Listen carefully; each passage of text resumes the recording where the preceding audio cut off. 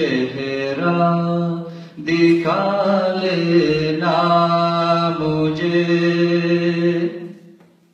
جاکونی کے سامنے چہرہ دکھا لینا مجھے سینے پہ دستے کرم رکھے نبھا لینا مجھے سینے پہ دستے کرم رکھے نبھا لینا مجھے اے محمد حشر میں ساتھی بنا لینا مجھے اے محمد حشر میں ساتھی بنا لینا مجھے روز محشر دست اپنی سے پلا لینا مجھے جاکونی کے سامنے چہرہ دکھا لینا مجھے جاکونی کے سامنے چہرہ دکھا لینا مجھے سینے پہ دستے کرم رکھے نبھا لینا مجھے امتوں میں بے نوا مجھ ساور کوئی نہیں امتوں میں بے نوا مجھ ساور کوئی نہیں شرم سرم اپنی دامن میں چھپا لینا مجھے جاکونی کے سامنے چہرہ دکھا لینا مجھے راہ جنت میں ہمیں جب روک لے گربیاں راہ جنت میں ہمیں جب روک لے گربیاں ساتھ اپنی امتوں کے لیے بلا لینا مجھے جاکونی کے سامنے چہرہ دکھا لینا مجھے جاکونی کے سامنے چہرہ دکھا لینا مجھے سینے پہ دستے کرم رکھے نبھا لینا مجھے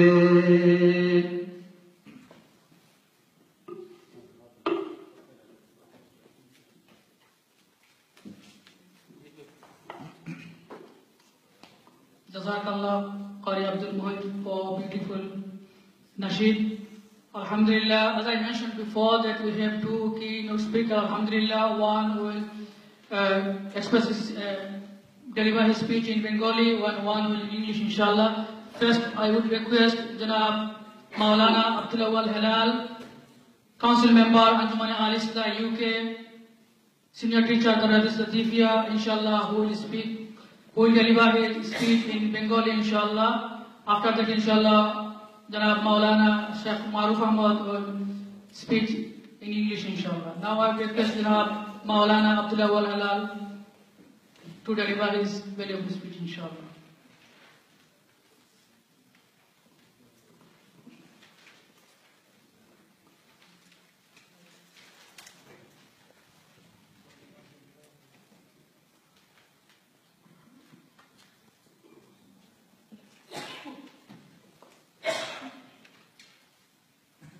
السلام عليكم ورحمة الله وبركاته.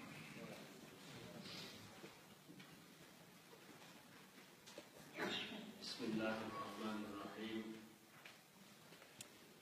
الحمد لله رب العالمين، والصلاة والسلام على أشرف الأنبياء والمرسلين وعلى آله وأصحابه وأهل بيته أجمعين، أما بعد. أعوذ بالله من الشيطان الرجيم. بسم الله الرحمن الرحيم. إن الله وملائكته يصلون على النبي يا أيها الذين آمنوا صلوا عليه وسلموا تسليما. اللهم صل على سيدنا مولانا محمد وعلى آله وأصحابه وبارك وسلم. اللهم صل على سيدنا مولانا محمد وعلى آله وصحبه وبارك وسلم. اللهم صل على سيدنا مولانا محمد وعلى آله وصحبه وبارك وسلم.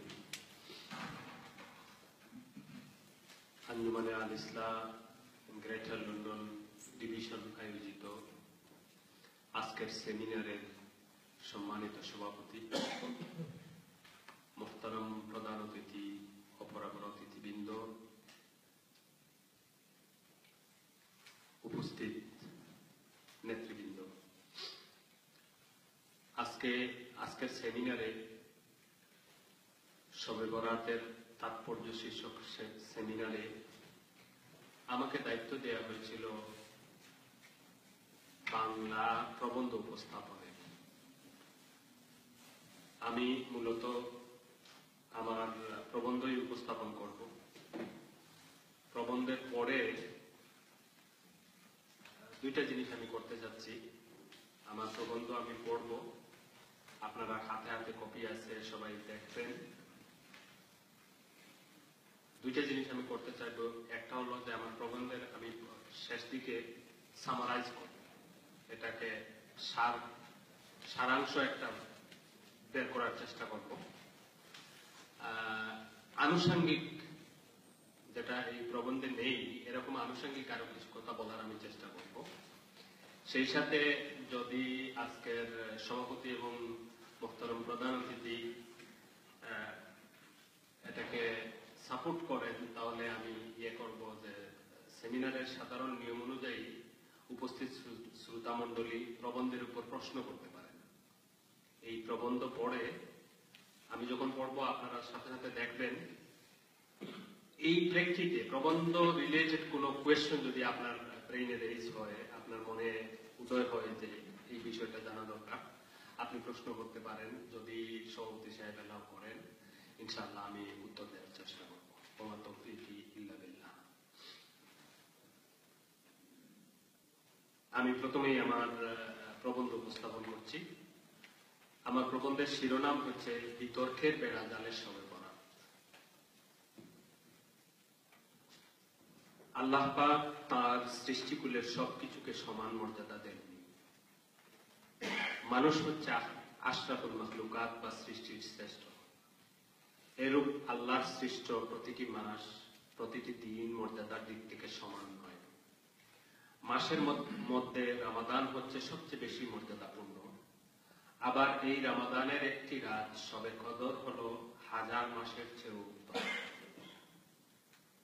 আল্লাহ পাক তার হাবিবের উম্মতের জন্য যত নিয়ামত রেখেছেন, তন্মধ্যে বিশেষ মাস, বিশেষ দিন এবং বিশেষ কিছু সময় রয়েছে, যাতে অন্যান্য নবীর উম্মতের চেয়ে হায়াত কম পাওয়া সত্ত্বেও এই বিশেষ সময়কে মর্যাদার সাথে কাজে লাগিয়ে তারা দুনিয়া ও আখিরাতে বেশি উপকার লাভ করতে পারে। চন্দ্র বছরের শাবান হচ্ছে বিশেষ মর্যাদাপূর্ণ একটি মাস। উম্মুল মুমিনিন আয়েশা সিদ্দিকা রাদিয়াল্লাহু আনহা সহ বহু সংখ্যক সাহাবী থেকে সহিহ সনদে বর্ণিত আছে যে নবীজি পুরো শাবান মাসই নফল রোজা রাখতেন। শাবান মাসের 14 তারিখ দিবাগত রাতের বিশেষ ফজিলতের কথা হাদিস শরীফে উল্লেখ রয়েছে। আমাদের দেশীয় পরিভাষায় রাতকে শবে বরাত বলা হয়।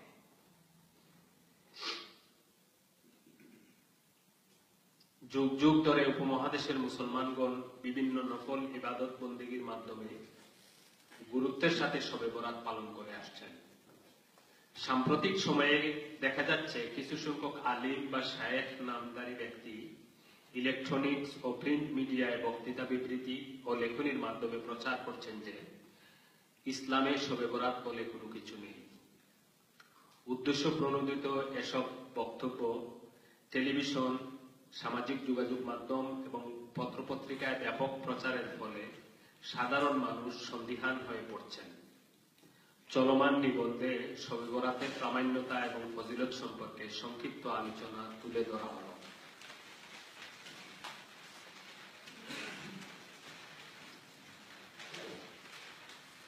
হাদিস শরীফে শবে বরাত প্রসঙ্গ। শবে বরাতের ফজিলত সম্পর্কে 21টি হাদিস পাওয়া যায়। এসব হাদিস সনদ বিচারে সমমর্যাদার নয়।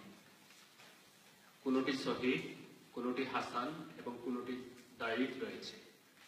এমনকি শবে বরাতের ফজিলত বিষয়ে কিছু কিছু মাউদু বা বানোয়াট হাদিসও কোনো কোনো কিতাবে উল্লেখ রয়েছে। এ পর্যায়ে আমরা শবে বরাতের ফজিলত বিষয়ে বর্ণিত একটি মাত্র হাদিস উল্লেখ করে হাদিসটির সনদ পর্যালোচনা করব। হাদিসটি হল عن معاذ بن جبل رضي الله عنه عن النبي صلى الله عليه وسلم قال يطلع الله إلى خلقه في ليلة النصف من شعبان فيغفر لجميع خلقه إلا مشرك أو مشاحن। মুআজ বিন জাবাল রাদিয়াল্লাহু আনহু নবী পাক সাল্লাল্লাহু আলাইহি ওয়াসাল্লাম হতে বর্ণনা করেছেন, তিনি ইরশাদ করেছেন যে মধ্য শাবানের রাত অর্থাৎ শবে বরাতে আল্লাহ তাআলা তার সৃষ্টিকুলের প্রতি রহমতের নজরে তাকান এবং মুশরিক ও অপরের প্রতি হিংসা পোষণকারী ছাড়া সবাইকে ক্ষমা করে দেন। এই হাদিসটি নিম্নোক্ত কিতাবাদিতে উল্লেখ রয়েছে। এখানে একটি কথা বলে রাখি, এখানে 25টা কিতাবের নাম আছে। এর মানে এই 25 কিতাবের বাইরে আর কোনো কিতাবে এই হাদিস নেই এরকম নয়। এই 25টা কিতাবে আছে মানে আমার সংগ্রহে থাকা এই 25টা কিতাবে আছে। এর বাইরেও অনেক কিতাবে এই হাদিস থাকতে পারে, আছে অবশ্যই। তো কিতাবগুলো হলো ইমাম ইবনু হিব্বান সহিহ ইবনু হিব্বান পৃষ্ঠা 1514, ইমাম তাবরানী মুজামুল কবির 20 নম্বর খণ্ড পৃষ্ঠা 107, ইমাম তাবরানী মুজামুল আওসাত 7 নম্বর খণ্ড পৃষ্ঠা 36, ইমাম সুয়ুতি আদ-দুররুল মানসুর 5 নম্বর খণ্ড পৃষ্ঠা 741, ইমাম দিনিয়াতি আল মুত্তাজারুর রাবিহ পৃষ্ঠা 182, ইমাম বাইহাকি ফাদাইলুল আওকাত পৃষ্ঠা 18, ইমাম মুনজিরি আত-তারগিব ওয়াত তারহিব অখণ্ড পৃষ্ঠা 241, ইমাম আবু আসিম আস-সুন্নাহ পৃষ্ঠা 80, ইমাম আবু নাঈম ইসবাহানি হিলিয়াতুল আউলিয়া পৃষ্ঠা খণ্ড 5 পৃষ্ঠা 235, ইমাম সৈয়দ সালিম সানহুরি ফাদাইলুল লাইলাতিন নিসফি শাহরি শাবান পৃষ্ঠা 4, ইমাম ইবনু আসাকির তারিখু দিমাশক 38 নম্বর খণ্ড পৃষ্ঠা 235, ইমাম ইবনু রজব হাম্বলি লতাইফুল মাআরিফ পৃষ্ঠা 188, ইমাম ইবনু দুবাইসি লাইলাতুন নিসফি মিন শাবান ওয়া ফাদলুহা পৃষ্ঠা 43, ইমাম হাইসামি মাজমাউজ যাওয়াইদ 8 নম্বর খণ্ড পৃষ্ঠা 65, ইমাম মুল্লা আলী কারি আত-তিবিয়ান পৃষ্ঠা 10, ইমাম আব্দুল হক দেহলভি মা সাবাতা বিসুন্নাহ পৃষ্ঠা 20, ইমাম সৈয়দ জাকি ইব্রাহিম লাইলাতুন নিসফি মিন শাবান পৃষ্ঠা 7, ইমাম সৈয়দ মোহাম্মদ বিন আলভি আল মালিকি আল মক্কি ইতমিনানুল কুলুব পৃষ্ঠা 61, শায়েখ ডক্টর আলী মোহাম্মদ ইউসুফ আল মুহাম্মদি লাইলাতুন নিসফি মিন শাবান ফি দাওই সুন্নাতিল মুশাররাফা পৃষ্ঠা 221, ইমাম সৈয়দ আব্দুল্লাহ সিদ্দিক আল উমারি হুসনুল বয়ান পৃষ্ঠা 21, শেখ আব্দুল হাফিজ মালিক আব্দুল হক মক্কি ফাদাইলুল লাইলাতুন নিসফি মিন শাবান পৃষ্ঠা 6, শেখ আবু উবায়দা মাশহুর বিন হাসান হুসনুল বয়ান পৃষ্ঠা 17,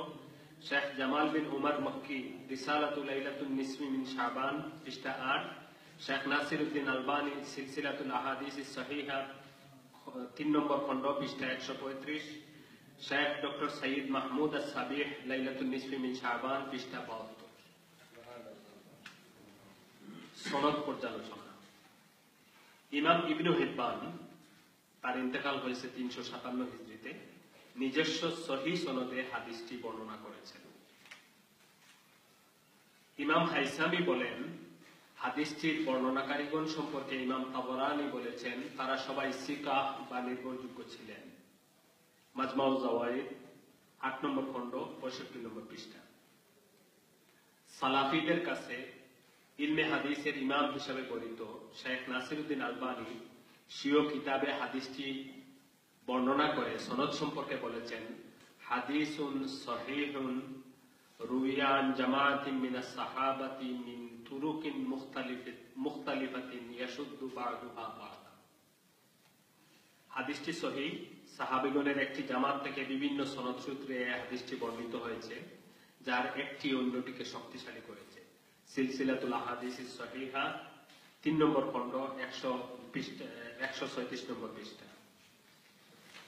এই হাদিসের সনদ সম্পর্কে দীর্ঘ আলোচনা শেষে শেখ আলবানী আরো বলেন, ওয়া জুমলাতুল কওল আন্নাল হাদিসা বিমাজমুই হাযিহি তুরুক সহিহুন বিলা রাইবিন। সার কথা হলো, বিভিন্ন সনদ সূত্রে বর্ণিত এই হাদিসটি নিঃসন্দেহে সহিহ। শবে বরাত সম্পর্কে সাহাবায়ে কেরামের অভিমত। সাইয়্যিদুনা আব্দুল্লাহ বিন আব্বাস রাদিয়াল্লাহু আনহুমা ওফাত 68 হিজরি।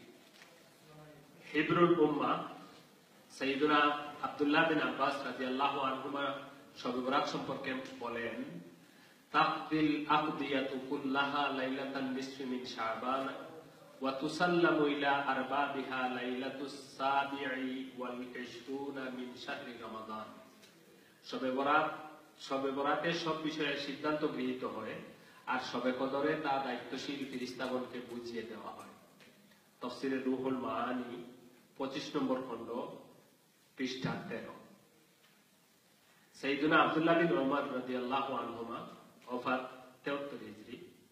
শবে বরাতের ফজিলত সম্পর্কে সাইয়্যিদুনা আব্দুল্লাহ বিন ওমর রাদিয়াল্লাহু আনহুমা বলেন, খামসু লায়ালিন লা তুরাদ্দু ফীহিন্না দুআ লাইলাতুল জুমআ ওয়া আউয়ালু লাইলাতিন মিন রাজাব ওয়া লাইলাতান নিসফি মিন শাবান ওয়া লাইলাতুল ঈদাইন।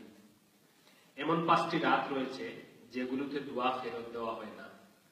রাতগুলো হলো জুমার রাত, রজব মাসের প্রথম রাত, শাবান মাসের মধ্যবর্তী রাত অর্থাৎ শবে বরাত, এবং 2 ঈদের রাত। মুসান্নাফে আব্দুর রাজ্জাক 4 নম্বর খণ্ড পৃষ্ঠা 317। শবে বরাত সম্পর্কে তাবিঈগণের অভিমত। আতা বিন ইয়াসার রাহিমাহুল্লাহ ওফাত 97 হিজরি। মদিনা শরীফের অধিবাসী বিশিষ্ট ফকিহ তাবিঈ ছিলেন উম্মুল মুমিনিন মাইমুনা রাদিয়াল্লাহু আনহার আজাদকৃত দাস। তিনি 7 জন সাহাবীর কাছ থেকে হাদিস বর্ণনা করেছেন। শবে বরাতের ফজিলত সম্পর্কে তার বিভিন্ন বক্তব্য কিতাবাদিতে রয়েছে। তন্মধ্যে একটি হলো, মা মিন লাইলাতিন বা'দা লাইলাতিল কদরি আফদালু মিন লাইলাতিন নিসফি মিন শাবান ইয়ানজিলুল্লাহু তাবারাকা ওয়া তাআলা ইলা সামাঈদ দুনিয়া ফায়াগফিরু লিইবাদিহি কুল্লিহিম ইল্লা লিমুশরিকিন আও মুশাহিনিন আও কাতিঈ রাহমিন। শবে কদরের পর শবে বরাতের চেয়ে বেশি ফজিলতপূর্ণ কোনো রাত নেই। সে রাতে আল্লাহ তাবারাকা ওয়া তাআলা দুনিয়ার আকাশে আসেন, অতঃপর মুশরিক, হিংসুক এবং আত্মীয়তার সম্পর্ক ছিন্নকারী ব্যতীত সকল বান্দাকে ক্ষমা করে দেন। লাতাইফুল মাআরিফ পৃষ্ঠা 191। ইকরিমা রাহিমাহুল্লাহ ওফাত 160 হিজরি। 2 শতাধিক সাহাবীর সাথে সাক্ষাৎকারী তাবিঈ হযরত ইকরিমা রাহিমাহুল্লাহ ছিলেন সাইয়্যিদুনা আব্দুল্লাহ বিন আব্বাস রাদিয়াল্লাহু আনহুমার খাস ছাত্র। তিনি 18 জন সাহাবী থেকে হাদিস বর্ণনা করেছেন।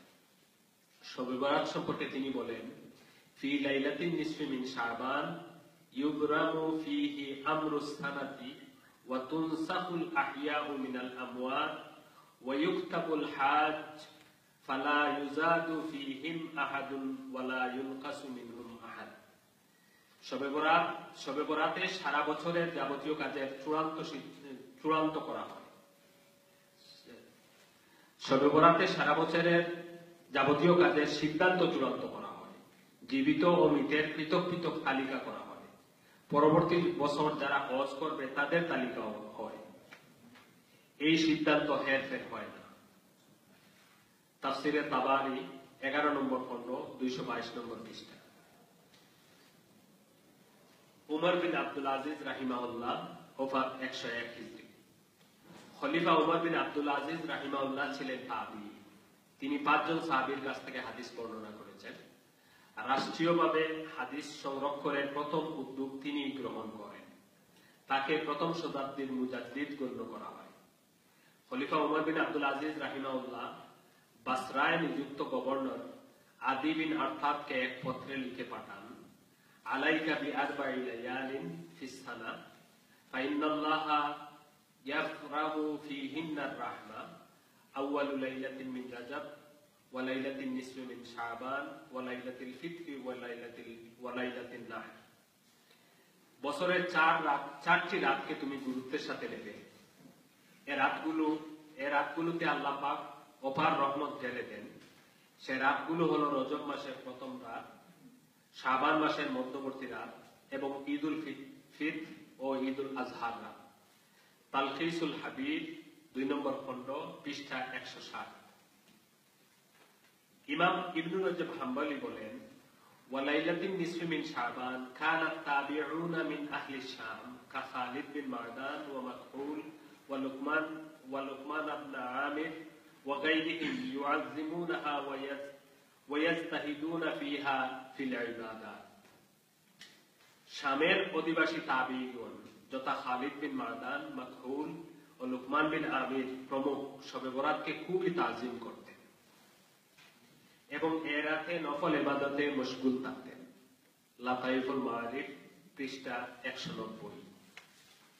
ইমাম বুখারী রাহিমাহুল্লাহর বিশিষ্ট উস্তাদ, যার অনুপ্রেরণায় তিনি সহিহ বুখারী শরীফ সংকলন করেন, সেই ইমাম ইসহাক বিন রাহবিয়া রাহিমাহুল্লাহ, ওফাত 238 হিজরি, শবে বরাতে সম্মিলিতভাবে মসজিদে অবস্থান করা সম্পর্কে বলেন, ফি কিয়ামিহা ফিল মাসাজিদি জামাআতুন লাইসা বিদাতিন। শবে বরাতে জামাতবদ্ধ হয়ে মসজিদে অবস্থান করা বিদআত নয়। লাতাইফুল মাআরিফ পৃষ্ঠা 190। মাযহাবের ইমামগণের দৃষ্টিতে শবে বরাত। ইমাম শাফিঈ রাহিমাহুল্লাহ, ওফাত 204 হিজরি, বলেন, ইন্নাদ দুআ ইউস্তাজাবু ফি 5 লায়ালিন ফি লাইলাতিল জুমআ ওয়া লাইলাতিল আযহা ওয়া লাইলাতিল ফিতর ওয়া আউয়ালু লাইলাতিন মিন রাজাব ওয়া লাইলাতিন নিসফি মিন শাবান। 5 রাতে দোয়া কবুল হয়: জুমার রাত, ঈদুল আযহার রাত, ঈদুল ফিতরের রাত, রজব মাসের প্রথম রাত এবং শাবান মাসের মধ্যবর্তী রাত বা শবে বরাত। কিতাবুল 1 নম্বর খণ্ড পৃষ্ঠা 131। ইমাম মুল্লা আলী কারি হানাফি রাহিমাহুল্লাহ, ওফাত 1014 হিজরি, বলেন, লাইলাতুল নিসফি মিন শাবান ওয়া হিয়া লাইলাতুল বারা ওয়া লাআল্লা ওয়াজহা তাখসিসিহা লিআন্নাহা লাইলাতান মুবারাকাতান ফিহা ইউফরাকু কুল্লু আমরিন হাকিম। শাবানের মধ্যবর্তী রাত, সে রাত হলো লাইলাতুল বারাত বা শবে বরাত। সে রাতকে হাদিসে এ কারণে খাস করা হতে পারে যে সে রাতে সব প্রজ্ঞাপূর্ণ কাজের সিদ্ধান্ত গৃহীত হয়। মিরকাত শরহে মিশকাত 3 নম্বর খণ্ড পৃষ্ঠা 385। ইমাম ইবনুল হাজ মালিকি রাহিমাহুল্লাহ, ওফাত 737 হিজরি, বলেন, ওয়ালা শাক্কা আন্নাহা লাইলাতুন মুবারাকাতুন আযীমাতুল কদরি ইনদাল্লাহি তাআলা ফিহা ইউফরাকু কুল্লু আমরিন হাকিম। নিঃসন্দেহে ইহা অর্থাৎ শবে বরাত আল্লাহ তাআলার নিকট একটি বারাকাতপূর্ণ ও মর্যাদাবান রাত। এ রাতেই সব প্রজ্ঞাপূর্ণ কাজের সিদ্ধান্ত গৃহীত হয়। আল মুদখাল 1 নম্বর খণ্ড পৃষ্ঠা 292। ইমাম ইবনে মুফলিহ হাম্বলি রাহিমাহুল্লাহ ওফাত 884 হিজরি বলেন, ওয়া লাইলাতুন নিসফি লাহা ফাদিলাতুন ফিল মানকুল আন আহমদ ওয়া ক্বাদ রুইয়া আন আহমদ ওয়া জামাআতিন মিন আসহাবিনা ওয়া গায়রিহিম ফি ফাদলিহা আশিয়াউন মাশহুরাতুন ফি কুতুবিল হাদিস। শবে বরাতের ফজিলত বিষয়ে ইমাম আহমদের অভিমত বর্ণিত রয়েছে। ইমাম আহমদ ও আমাদের অর্থাৎ হাম্বলীদের একটি জামাত এবং অন্যান্য উলামা থেকে এ রাতের ফজিলত বিষয়ে হাদিসের কিতাবাতিতে অনেক কিছু বর্ণিত রয়েছে। আল ফুরু 3 নম্বর খণ্ড পৃষ্ঠা 88। শবে বরাতের ফজিলত বিষয়ে 4 মাযহাবের অনুসরণীয় কয়েকজন ইমামের অভিমত উপরে উল্লিখিত হলো। মূলত 4 মাযহাবের বিপুল সংখ্যক ইমাম উলামার অভিমত উল্লেখ করা যায়, কিন্তু লেখার কলেবর চিন্তায় ক্ষান্ত দিতে হলো। বর্তমান সময়ে যারা শবে বরাত সম্পর্কে অহেতুক বিতর্কের জন্ম দিয়ে মানুষের মনে সন্দেহের বীজ বপন করে চলেছেন, যারা বলেন শবে বরাত বলে ইসলামে কোনো কিছু নেই, এটি ব্রাহ্মণ্যবাদী এবং পার্সিয়ান অগ্নি পূজারীদের কালচার, তারা নিজেদের পরিচয় দেন সালাফি ও আহলে হাদিস বলে। এবার আমরা তাদের চরম মান্যবর 2 জন ব্যক্তির অভিমত উল্লেখ করতে চাই। হাফিজ ইবনে তাইমিয়া ওফাত 728 বিভিন্ন বিষয়ে কঠোরতা করতে গিয়ে আলোচিত সমালোচিত হয়েছেন ব্যাপকভাবে। সালাফি ও আহলে হাদিসগণ তাকে ইমাম ও মুজাদ্দিদ স্বীকার করেন।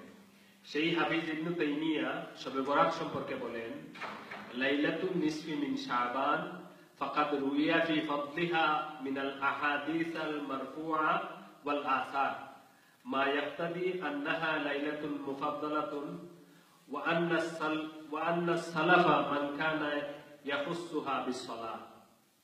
শবে বরাতের ফজিলত বিষয়ে অনেক মারফু হাদিস এবং আসার অর্থাৎ সাহাবী এবং তাবিঈর অভিমত বর্ণিত রয়েছে। এসব প্রমাণ করে যে ইহা একটি ফজিলতপূর্ণ রাত। সলফে সালেহীন এ রাতকে নফল ইবাদতের জন্য খাস করে রাখতেন। ইক্তিদা ও সিরাতুল মুস্তাকিম পৃষ্ঠা 301। শেখ আব্দুর রহমান মুবারকপুরী ওফাত 1320 হিজরি ভারতীয় উপমহাদেশের মাযহাব বিরোধীদের সংগঠন জমিয়তে আহলে হাদিসের অন্যতম প্রতিষ্ঠাতা। তার লেখা 10 খণ্ডে সমাপ্ত তিরমিজি শরীফের সরা সৌদি আরবের বিভিন্ন বিশ্ববিদ্যালয়ে গুরুত্বের সাথে পঠিত হয়।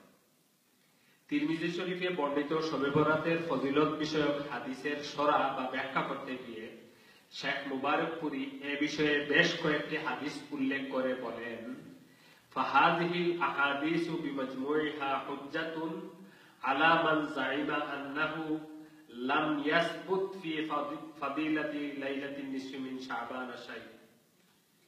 এই সামষ্টিক হাদিস তাদের জন্য হুজ্জত বা দলিল যারা মনে করেন শবে বরাতের ফজিলত প্রমাণের জন্য কিছু নেই। তুহফাতুল আহওয়াজি শারহু জামিউত তিরমিজি 3 নম্বর খণ্ড পৃষ্ঠা 366।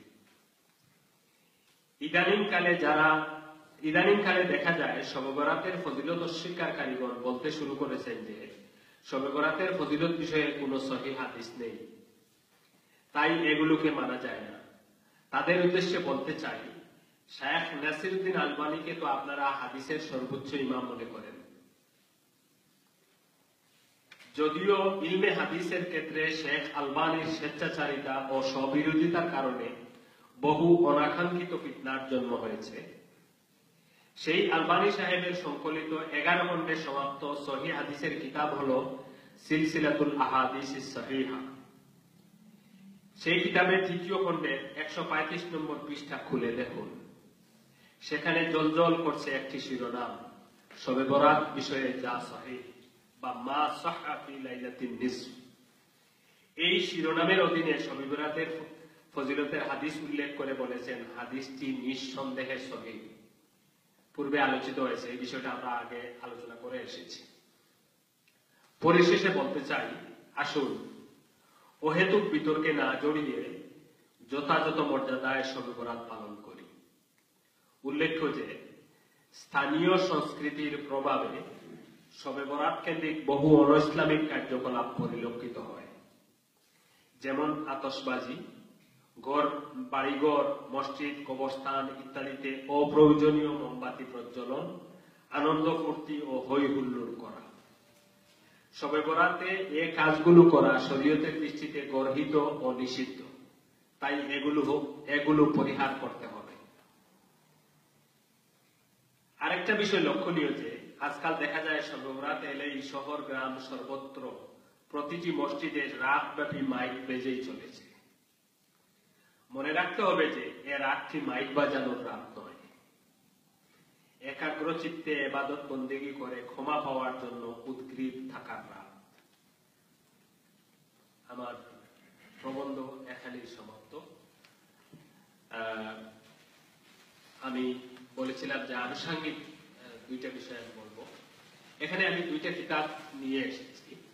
এই প্রবন্ধ লিখতে গিয়ে বা এই প্রবন্ধে যতটি কিতাবের নাম, যতটি রেফারেন্স উল্লেখ করেছি, প্রত্যেকটা কিতাব আমার নিজস্ব সংগ্রহে আছে। তো এখানে দুইটা কিতাব, এর মধ্য থেকে মাত্র দুইটা কিতাব নিয়ে এসেছি একটা বিশেষ কারণ।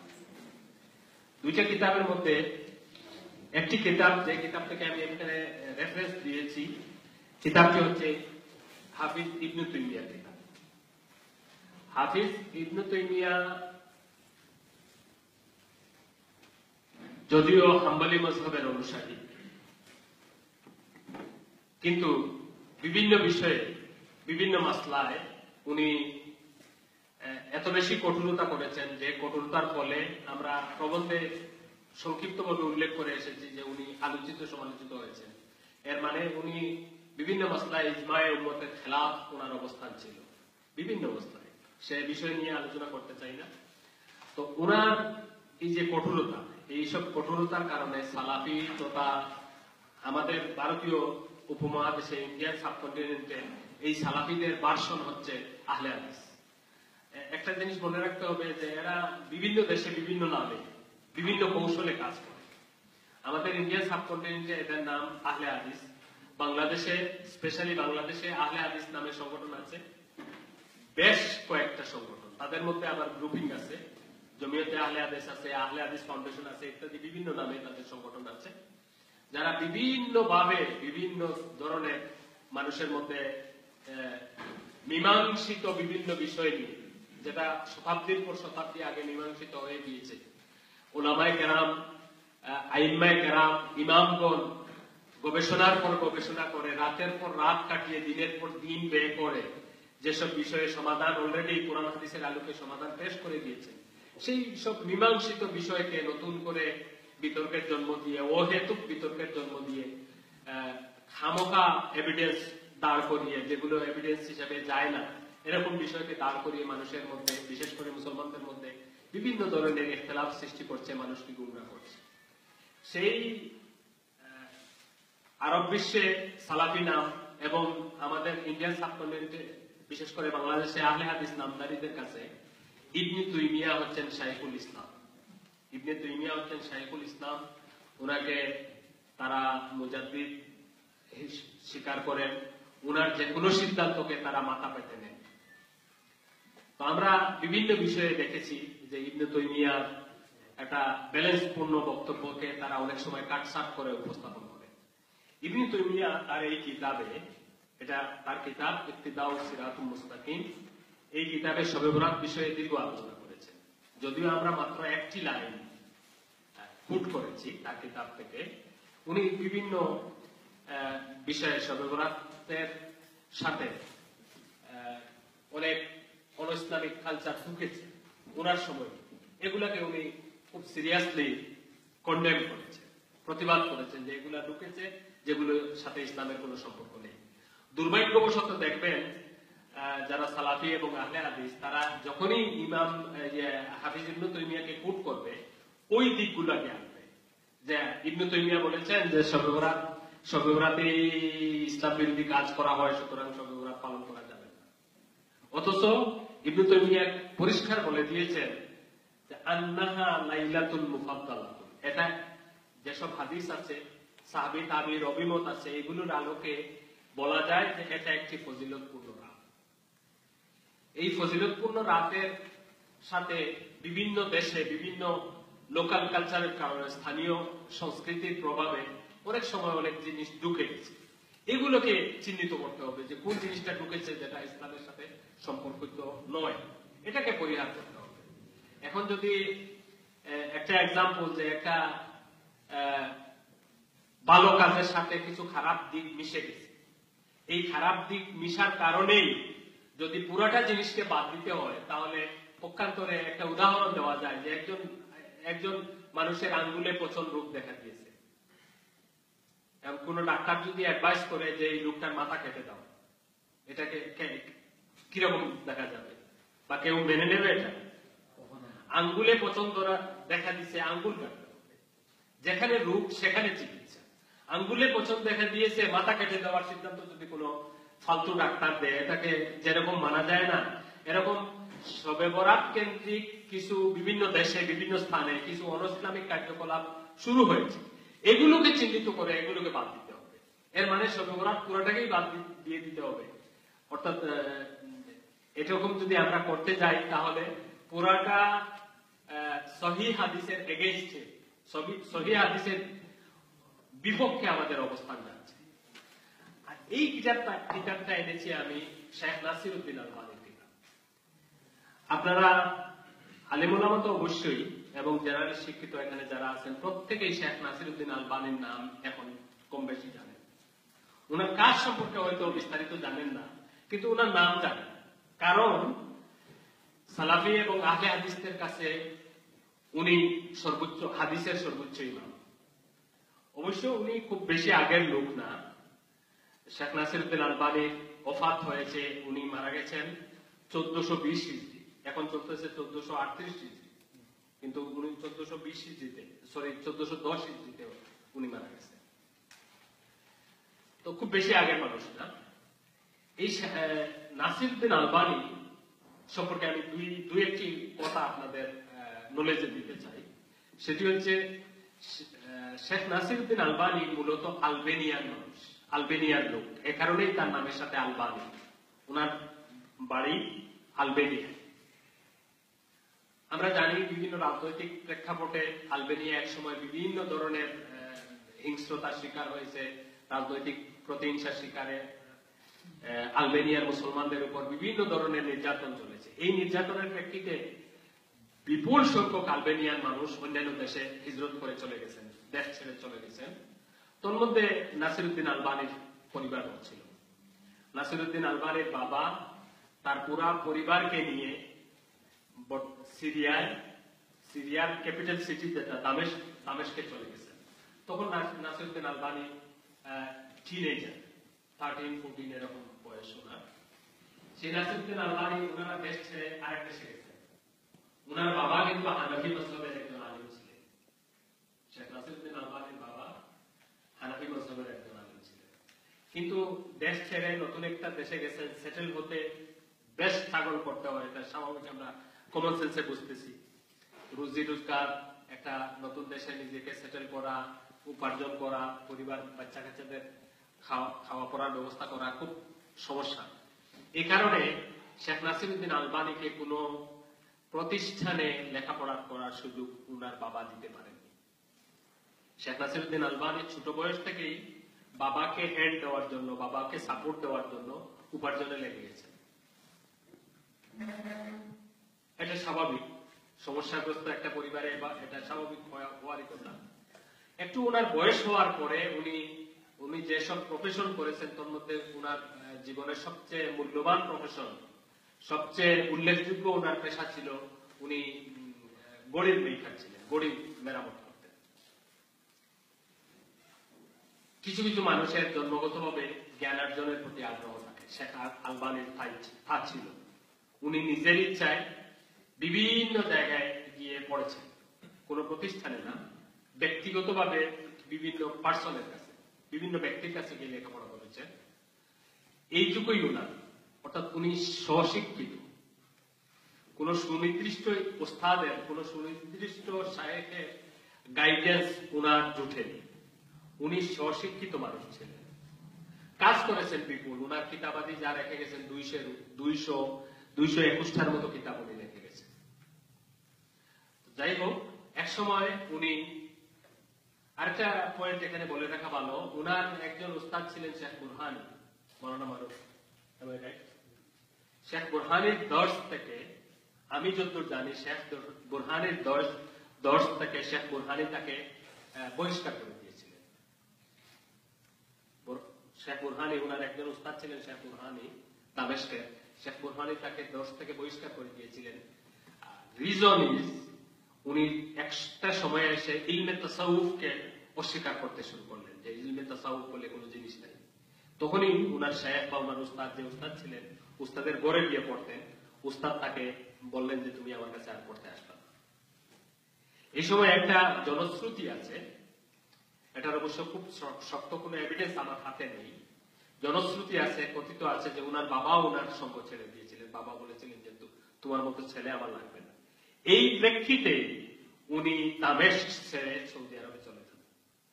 সৌদি আরবে গিয়ে এরকম উনি উপার্জনও করেছেন, সাথে সাথে সৌদি আরবের বিভিন্ন মাকতাবা বা লাইব্রেরি গুলোতে নিজের চেষ্টায় লেখাপড়া করেছেন, বিভিন্ন শায়েখের কাছে গিয়ে পড়েছেন, ব্যক্তির কাছে গিয়ে পড়েছেন।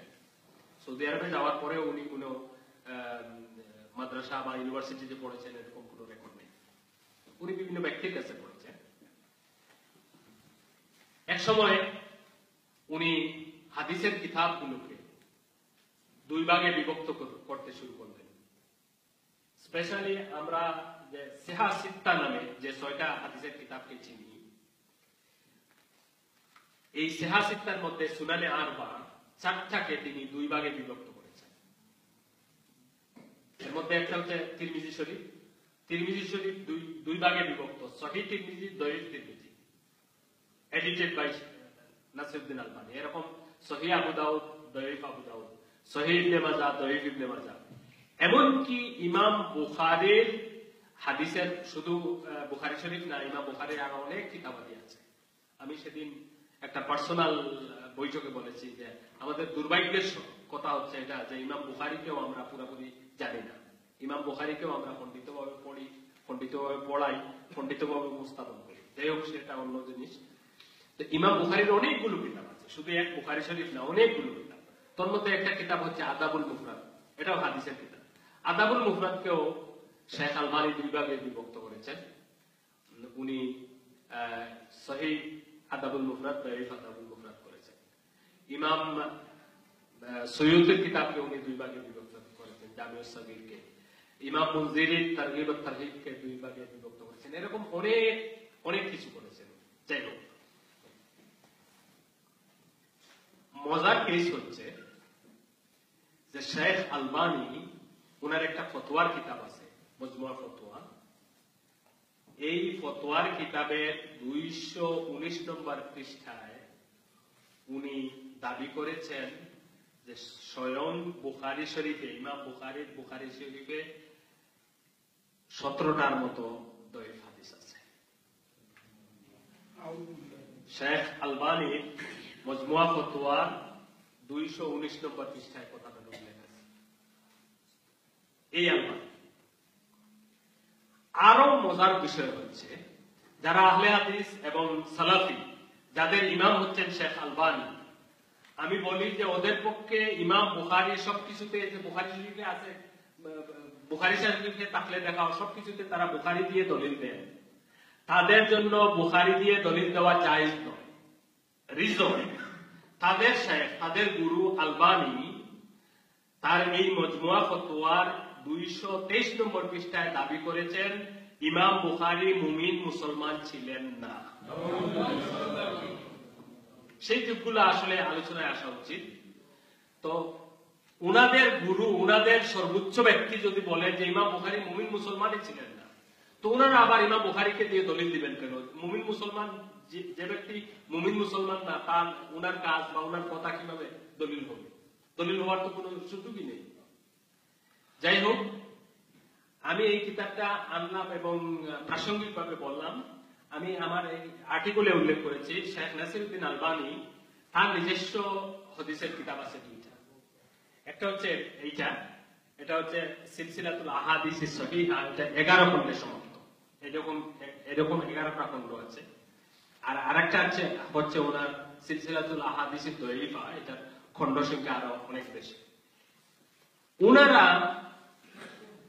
শেখ নাসিরউদ্দিন আলবানীর ফলোয়াররা শবে বরাতের কোন সহিহ হাদিস পান না, কিন্তু ওনাদের গুরু তার কিতাবে অলরেডি এই যে নাসিরউদ্দিন আলবানীর সিলসিলাতুল আহাদিস সহিহা, এটা হচ্ছে 3 নম্বর খণ্ড, এই 3 নম্বর খণ্ডের 135 নম্বর পৃষ্ঠায় আলাদা শিরোনাম করেছেন। এই শিরোনাম এখানে হাইলাইট করা আছে, মা সাহহা ফি লাইলাতিন নিসফ, শবে বরাত ব্যাপারে যা সহিহ।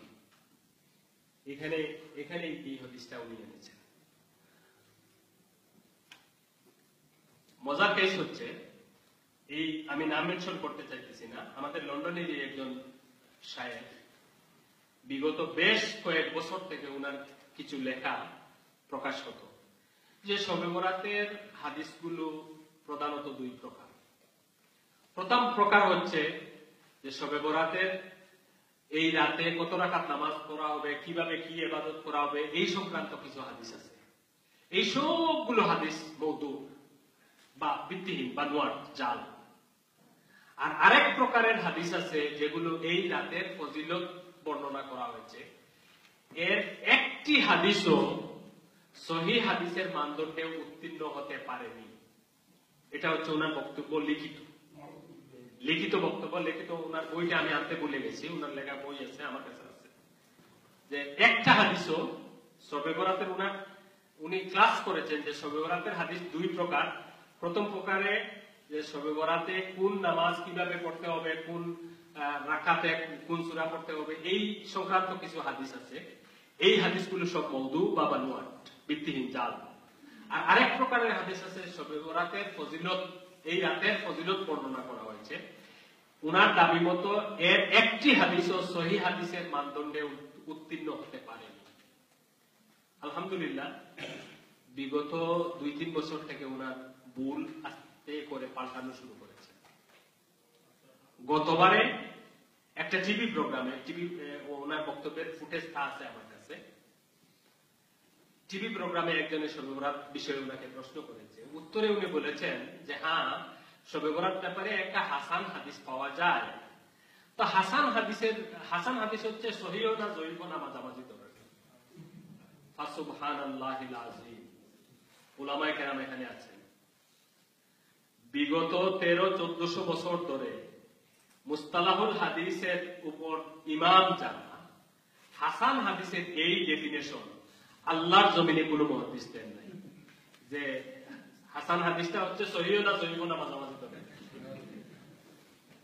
ওনার নিজস্ব, কমপ্লিটলি নিজস্ব মন গড়া একটা কথা, যে কথার সাথে শতাব্দীর পর শতাব্দী চলে আসা মুহাদ্দিসিনের, মুস্তালাহুল হাদিসের ইমাম বলে কোনো সম্পর্ক নেই।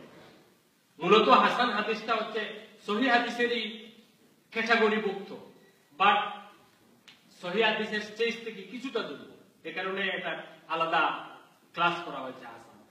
এই হাদিসের মুস্তালাহ বা ইস্তালাহ ব্যাপারে সেটা দীর্ঘ ক্লাসিক্যাল আলোচনা, সেই আলোচনায় যাওয়ার দরকার নেই। আমি আর আমার কথাকে আর দীর্ঘায়িত করা সমীচীন মনে করছি না, সময় এলাও করবে না।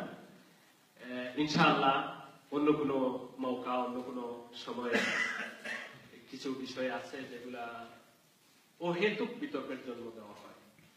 কিছু বিষয় আছে বিতর্কিত, কিন্তু কিছু কিছু বিষয় আছে যে অহেতুক বিতর্কের জন্ম দেওয়া হয়, সেইগুলো সম্পর্কে আলোচনা করার চেষ্টা করব। আমার কথায় আমি কোনো ব্যক্তি বিশেষকে হিট করতে চাইনি, হিট করার কোন নিয়ত আমার নেই, মাআযাল্লাহ। সত্যকে সত্য হিসেবে প্রকাশের নিয়তে যা বলেছি, এর মধ্যেও যদি কোনো ভুলভ্রান্তি হয় আমি আল্লাহর কাছে ক্ষমা চাই, আপনাদের কাছেও ক্ষমা চাই। কোনো ভুলভ্রান্তি কারো নজরে পড়লে ক্ষমা করবেন, বা ব্যক্তিগতভাবে আমাকে শুধরেও দিতে পারেন।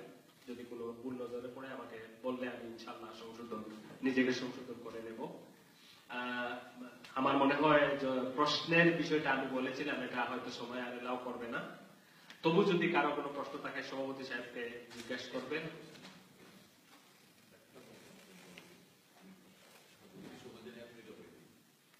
অত্যন্ত তাত্ত্বিক কথাগুলো তুলে ধরছেন আমরা আমরা এগুলো তথ্যভিত্তিক যথেষ্ট প্রচারণ দরকার।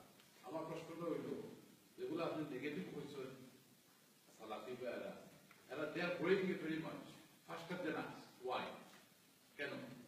এত তথ্য আমাদের কাছে আছে, এত আলেম উলামারা আছে, এরপরে ওনারা এতভাবে গ্রোয়িং কেন হচ্ছে? ইয়াং জেনারেশন কেন গ্রোয়িং হচ্ছে? ওই দিকে ধাবিত হচ্ছে। বর্তমান যুগে আলিম 1400 বছর আগে এই রকমগুলো অত্যন্ত ভালো, অত্যন্ত উচ্চদের আপনার এই তাত্ত্বিক প্রবর্তন, কিন্তু এখন কেন এটা হচ্ছে? এটার উত্তর আপনারা আমাদের দেবেন।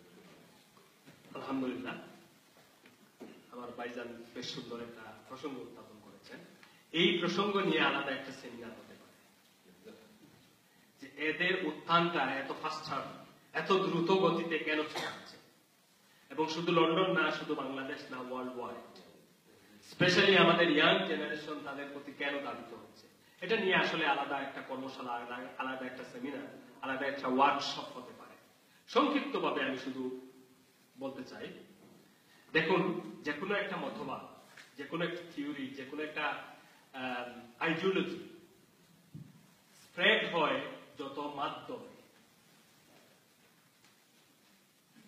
মাধ্যমে এগুলো প্রসারণা ঘটে, এর মধ্যে প্রধান হচ্ছে মিডিয়া। আমাদের হাতে এভিডেন্স আছে, কিন্তু আমাদের কাছে মিডিয়া নেই। আমাদের হাতে কোনো মিডিয়া নেই।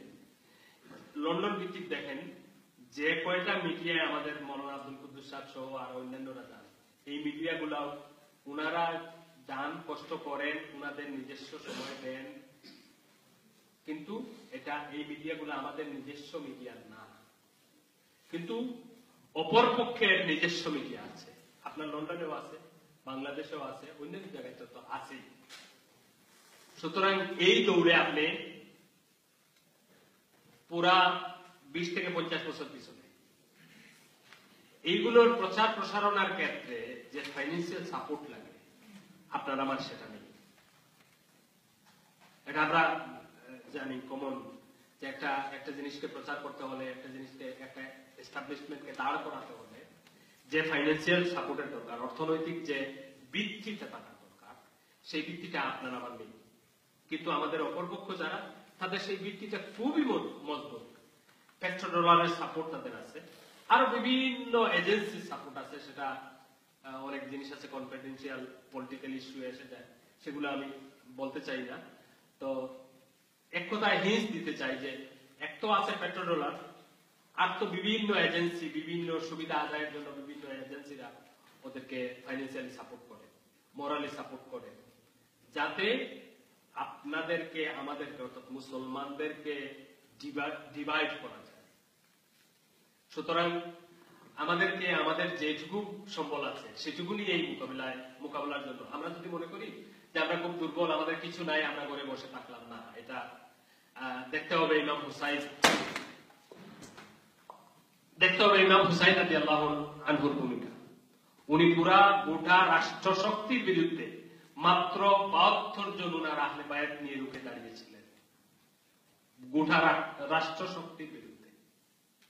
সুতরাং আমরা হুসাইনি মুসলমানগণ আমাদের যেটুকু সম্বল আছে সেটুকু নিয়েই ফেস করতে হবে।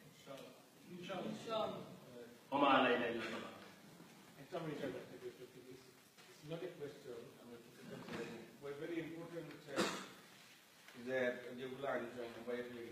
আমাদের যে সুনামধন্য ইমামকে আমিও বুঝলাম, হয়তো মনে মনে নাম আপনার প্রকাশ করছেন না, আমিও করতাম না, বাট গোটা সমাজও কিন্তু ওনার বেশ চাকরি দখল করে গেছিল। যে পেপার পত্রিকা যে মিডিয়াগুলো রিটেনলি উনি যে সব অপরাধ সম্পর্কে যে কমেন্ট করছে না, ঠিক ও রিটেন কমেন্টগুলো যদি লিপিবদ্ধ করিয়া এটার ঔষধ স্বরূপ, ট্রিটমেন্ট স্বরূপ আজকের এই লেখনী যে আমরা একত্রিত করিয়া আমার এক ফ্রেন্ড পোকা, আমার এক ভাই পোকা, পরিবার পোকা নিয়ে যদি আমরা লেখাপড়া থাকে না বুঝতে আমরা ডাইরেক্টলি বুঝতে পারি, আমার মনে হয় আমার সেখানে বহু মানুষ নাম্বার 1। নাম্বার 2, আলবানি সাহেব সম্বন্ধে যে ইনফরমেশন গুলো আপনার এই জিনিসগুলা যদি, ট্রিটমেন্ট গুলা যদি এইরকম একটা থাকবে গুরুত্ব করিয়া, এই যে আমাদের বুখারী রহমাতুল্লাহ আলাইহি সম্বন্ধে যে কুতুব কোনোভাবে সামাও আমরা কাছে পৌঁছাই হয়তো 2-4-5-10টা মানুষকে আমরা অন্ধকার থেকে আলোর দিকে আনার রিটেন ডকুমেন্ট দিতাম পারি এটা কিন্তু না আল্লাহ জানো এগুলো আমার স্পেশাল ছিল ইনশাআল্লাহ ফর কালেক্টিং দোজ সাপোর্ট এখানে একটা জিনিস এই আর্টিকেলটার শেষ পৃষ্ঠায় দেখেন একেবারে শেষ ব্র্যাকেট কোন দিয়ে একটা লাইন আছে যে লাইনটা আমি পড়িনি সেই লাইনে উল্লেখ আছে শবে বরাত সম্পর্কে আরো বেশি জানতে এ অদমের লেখা কোরআন হাদিসের আলোকে শবে বরাত বইটি পড়ে দেখতে পারেন আমার লেখা একটা বই আছে যে ইমাম সাহেব সম্পর্কে আপনি হিন্স করেছেন সবাই বুঝতেছেন আমরা নাম নেওয়ার দরকার নেই আমি নিজের হাতে ওনাকে নিজের হাতে বইয়ের কপি দিয়েছি কোরআন হাদিসের আলোকে শবে বরাত বইয়ের কপি দিয়েছি এবং বলেছি যে শায়েখ এই শবে বরাতের বিষয়ে আমি এই বইটা লিখেছি আপনি এই বইটা দেখবেন দয়া করে যদি আপনার দৃষ্টিতে কোনো ভুল ভ্রান্তি নজরে পড়ে তাইলে এই বইয়ে আমার অ্যাড্রেস আছে ইমেইলে আপনি রিপ্লাই করবেন আর আমি হাতে লিখে আমার মোবাইল নাম্বারও দিয়েছি যে আপনি যোগাযোগ করতে পারেন 3 বছর হয়ে গেছে কোনো যোগাযোগ উনি করেন তোমরা কোনদিন শুদ্ধ হবে না সাকরেতদেরকে আমাদের করতে হবে জানার জন্য আমাদের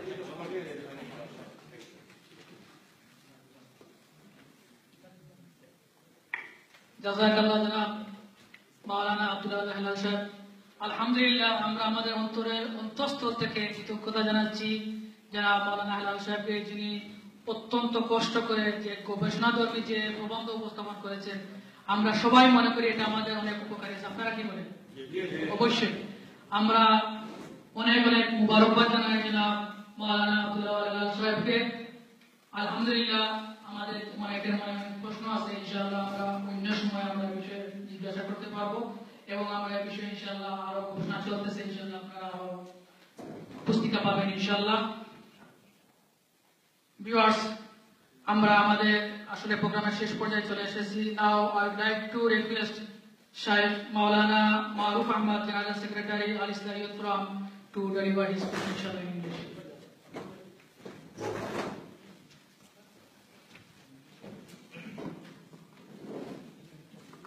السلام عليكم ورحمة الله. بسم الله الرحمن الرحيم.